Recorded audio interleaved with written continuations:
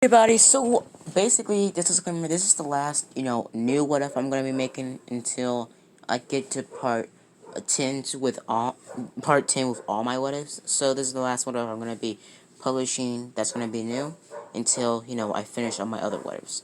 So you won't have to, keep up with a bunch of what ifs. So this is what if Deku was a werewolf part 1. Now, I've done this what if a lot, and my favorite monster character or like creature is the werewolf. Vampires, they're okay, but like I just can't watch a vampire TV show that shows way too much blood because I'm not a blood person. I'm not cool with blood. My body just doesn't react with it. So Deku pretty much so yeah, disclaimer, my favorite, absolute favorite horror movie character or monster or mythical creature is a werewolf. Because come on, they don't have to feast on human blood to survive. It's kind of disgusting, really. But yeah, let's do this. Let's go. So Deku was born relatively the same, but Deku was born with a little bit of a different vulgar. Deku's father is actually in a long line of werewolves. But Deku's werewolf gene, or his father's werewolf gene, hasn't been activated yet. Deku's father's werewolf gene activated two years before Deku was born. So Deku's father already knew his limits and his potential and his powers. Deku's father didn't become a pro hero, but he did work for a secret organization to take down different creatures that were threatening, humanity. So Deku's father was part of a secret society of uh, monsters, aka werewolves, witches, and warlocks. Mostly, they had one vampire on their team, but that vampire mostly only fed on animal blood. But pretty much, Deku was born with a little bit of rage in his body.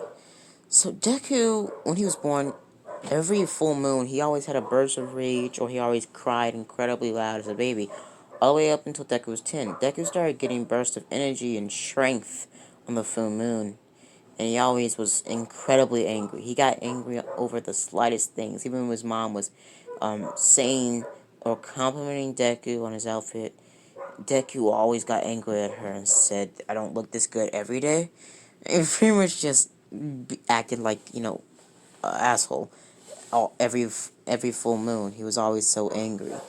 Every other day, Deku was, the same old Deku. Deku was born kind of like this. He was more muscular, and Deku was taller. But Deku was a little bit, more rash and brass. Deku wasn't like Bakugo. He was kind of like Bakugo, but wasn't, as mean or cocky. Deku at sometimes were and was cocky as Bakugo at sometimes, but not all the time.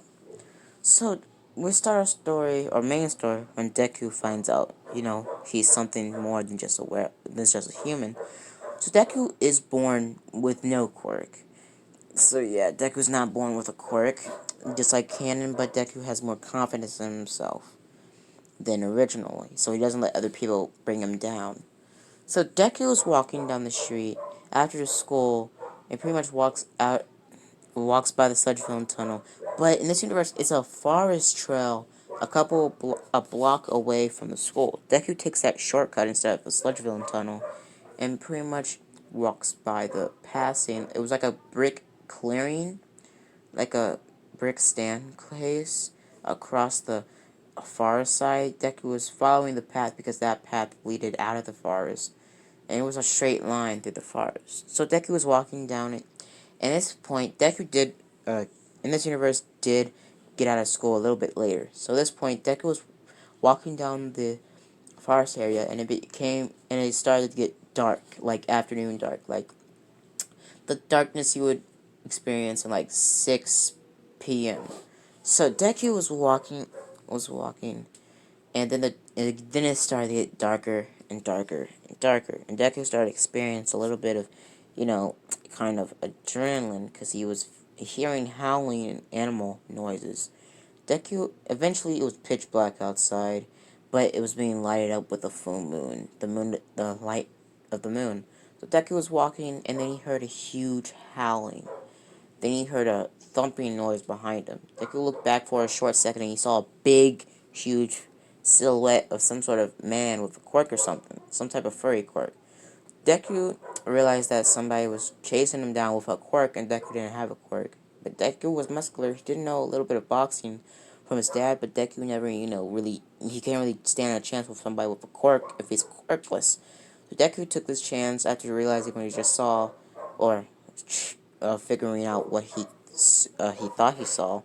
Deku sprinted, and the thumping noise got faster and started turning into, more it started turning into four thumping noises.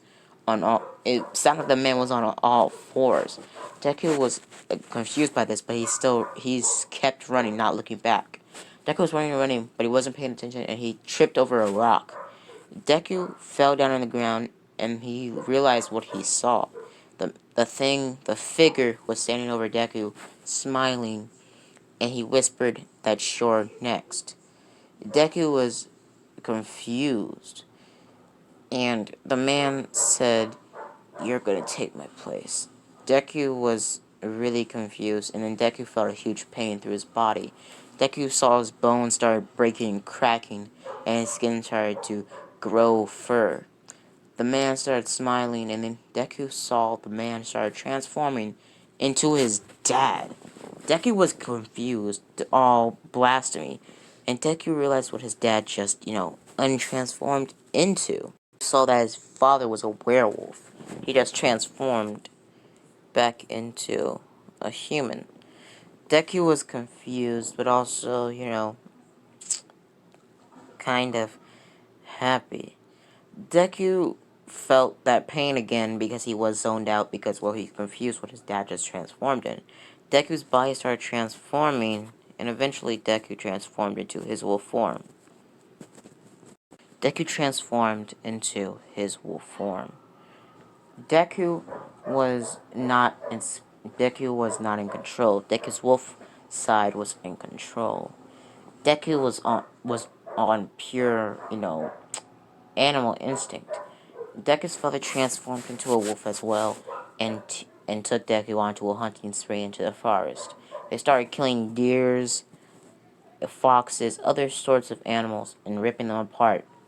By the end of the night, Deku's father guided Deku back home after the full moon was going down, and eventually when they got home, they transformed back because well, Deku's wolf form notices that, the full moon's over. So Deku's father takes Deku back to his bed, sits there until Deku wakes up, and Deku asks his dad a couple minutes after he wakes up about what happened last night. Deku's father explains that you are part of a long legion of werewolves in our family. So in this universe, scratch that earlier part I said in the beginning about Deku's family having a not dominant or dormant werewolf gene. They always unlock the werewolf gene when they turn 16. And Deku was 16 for about a couple of months. So Deku asks, "So am I quirkless?" Or Deku's father says, "Yes, you are quirkless, but you have something similar to a quirk, a werewolf gene or power." Deku's father says, "But you have to be careful with it. Don't don't pretty much reveal that you're a real werewolf, or else some people in the world might come after you." Deku's confused and says, "What do you mean, people in the world?" Deku's father says, "It's people in the world that want to take down, you know, werewolves still in this modern day of quirks and stuff like that."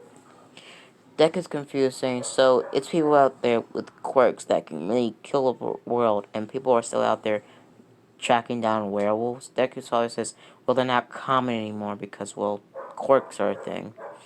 But in some cases, werewolf hunters do still exist. So be careful, just a little bit, when you're on some sort of news channel or you're talking to the press, okay?" Deku says, "Okay, Dad." And over the 10 months, Deku's dad trains him how to control his wolf side during the full moon, and eventually Deku gets control over it and finds out how to control and conjure his a wolf form in the day and also in the nighttime. But it's harder for Deku to control it in the nighttime. Kind of like Tokiyami's quirk. So Deku can transform into his wolf form in the daytime, but he's a little bit weaker. But also he can transform into the nighttime. He's incredibly stronger, but he can't control it all that well. So Deku mostly avoids using his wolf form at nighttime, but he only uses it when he pretty much it was his last precaution. So yeah, Deku does have all the, original werewolf powers that you have when, like, you're not transformed, like increased senses, increased smell, that includes senses, oh, sorry guys, increased senses, speed, agility, strength, and also regeneration, or super healing. So, Deku can't, like, regenerate limbs or anything, but he can heal pretty fast. Deku also can see incredibly far.